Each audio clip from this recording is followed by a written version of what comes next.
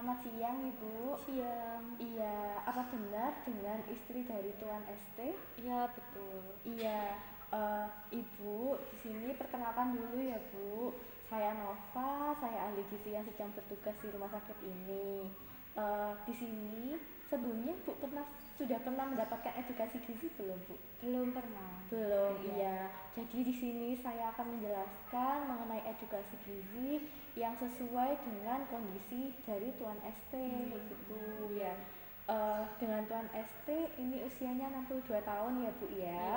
Nah, di sini tinggi badannya 163 dengan berat badan 62,5. Ini status gizinya ini sebenarnya gemuk Bu. Oh, Gitu. iya. Jadi Si Bapak kelihatannya emang gemuk. iya, jadi perlu diberikan edukasi gizi mengenai diet apa yang sesuai dengan status gizinya, dengan kondisinya Tuan ST gitu, sakitnya gitu. Terus di sini, nah diet apa yang diberikan Bu? Nah ini yang diberikan itu diet batu ginjal dengan rendah purin, sesuai dengan sakitnya Tuan ST, karena kan Tuan ST habis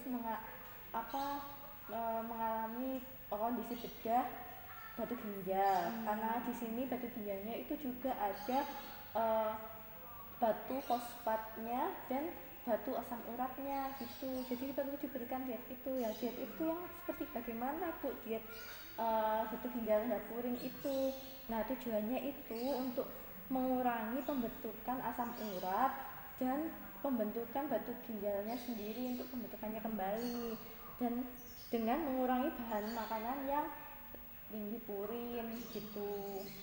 Terus, nah di sini bahan makanan yang tinggi purin itu apa saja Bu? Nah, seperti bahan makanan yang dilarang. Di sini bahan makanan yang dilarang itu seperti sardin, kerang, kayak jeroan gitu ya Bu ya, gitu, bebek mungkin. Terus kaldu daging gitu. Terus ada limpa, usus, seperti jeroan itu. Terus kue-kue yang ada raginya gitu, atau mungkin kalau mengonsumsi alkohol itu tidak boleh Bu ya. Terus bahan makanan yang perlu dibatasi ini apa saja? Ini ada daging ayam, ikan tongkol, terus ikan-ikan gitu ya, kayak bandeng, daging giri, bawal, tongkol tadi gitu. Itu dibatasi dengan satu hari konsumsi maksimal itu sebanyak 50 gram seharinya. Itu 50 gram itu setara satu potong sedang Bu gitu. Terus yang kedua, yang dibatasi ini semua macam kacang-kacangan kering, seperti olahannya ya itu ada tahu, tempe gitu. Itu maksimal itu satu potong itu kan Bu. Terus ada kacang kapri, ada kacang buncis, kembang kol, bayam, jamur itu dibatasi. Terus di sini juga ada makanan yang diperbolehkan itu apa saja. Kalau makanan yang diperbolehkan kan ya makan utama seperti ada beras, kentang, terus roti, mie gitu. Terus ada telur, susu skim, macam sayuran lainnya itu boleh, kecuali yang sayur-sayuran yang setelah saya sebutkan yang dibatasi tadi. Terus kalau buah-buahan itu kecuali yang saya sebutkan tadi ya Bu ya gitu. Iya. Terus kayak bumbu-bumbu yang merangsang itu juga Sudah diperbolehkan ya. ya Mbak ya. Ya, terus di sini ada contoh menu seharinya gitu. Ini buat nanti bisa di rumah. Terus di sini ada pembagiannya. Nah, setelah saya hitung dari status gizinya tadi kebutuhannya berapa. Ini kebutuhannya untuk Tuan ST sekitar 2100. Nah, pembagiannya makan sehari itu gimana?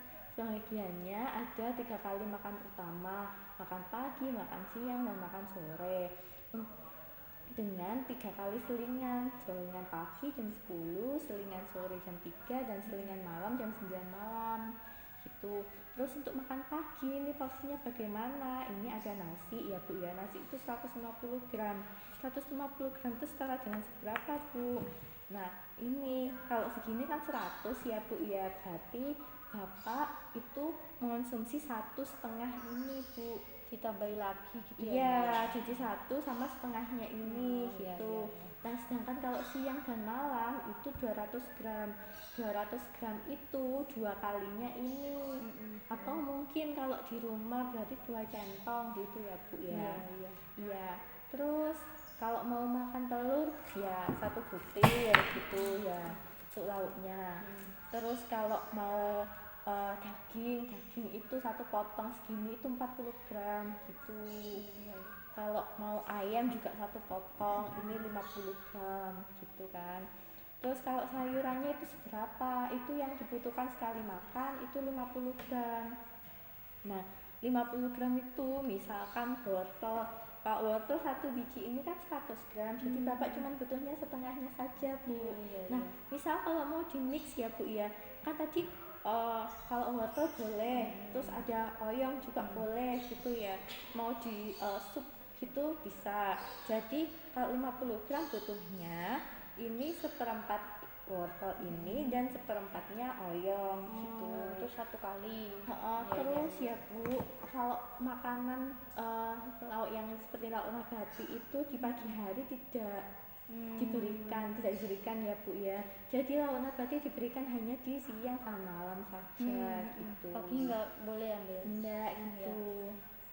Terus jadi porsinya kalau siang untuk lauk nabati tadi seperti tempe 25 gram 1 potong ini, terus untuk tahunya juga 1 potong gitu. Selanjutnya di sini buahnya itu dikonsumsi pada saat makan siang dan makan malam. Nah, makan siang misalkan mau pepaya itu 100 gram itu 1 potong ini Bu gitu.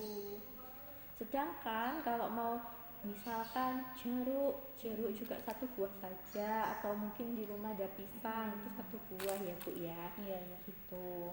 Berarti siang sama sore itu nggak apa-apa makan buah. Terus misalkan kalau tadi kan saya bilang ada snack ya Bu ya. Snacknya misalkan di rumah pengen seperti kue talam bisa, terus misalkan mau cookies atau kue mangkok itu bisa. Terus nanti pas ini snack malam itu bisa pakai susu skim gitu ya Bu ya. Susu skim berapa yang dibutuhkan? 20 gram itu setara 2 sendok makan gitu.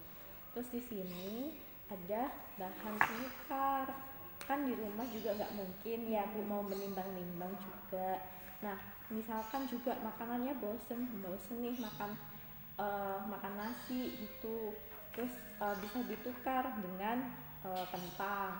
Tadi kan misal butuh ini kan dalam 100 gram ya Bu ya.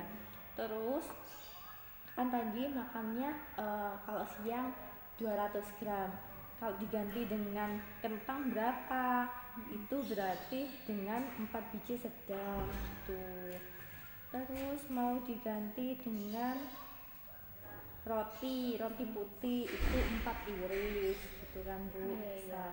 Kalau yang tadi lauknya sama kayak ya daging 40 gram 1 potong, terus ayam 50 gram 1 potong sedang gitu.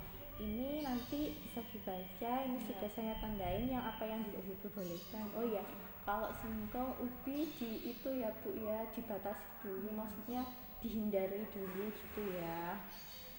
Terus ini untuk buahnya.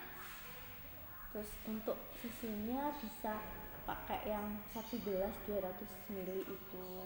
Nah, di sini kira-kira dari yang sudah saya sampaikan, mungkin dari Ibu ada yang ditanyakan. Ini berarti Bapak nggak boleh makan kerang Mbak ya, sama sedikit gitu nggak boleh.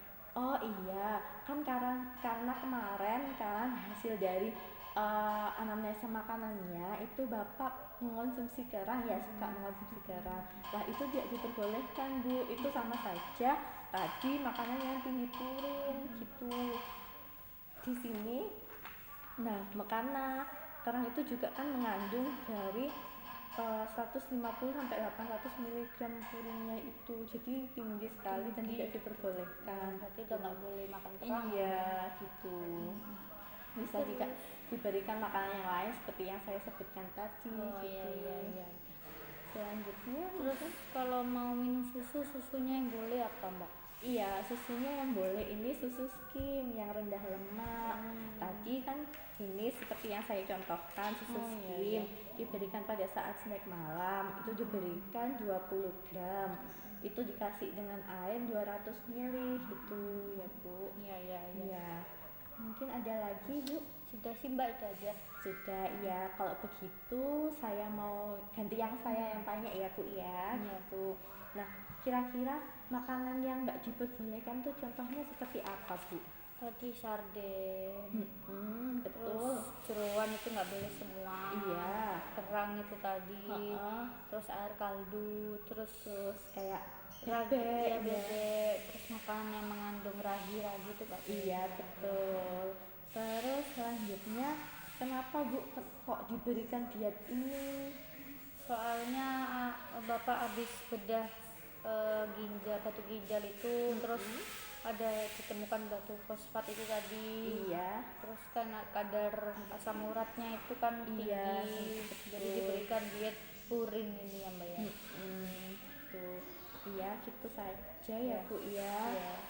Semoga yang sudah saya sampaikan ini bermanfaat. Iya, gitu. terima kasih mbak.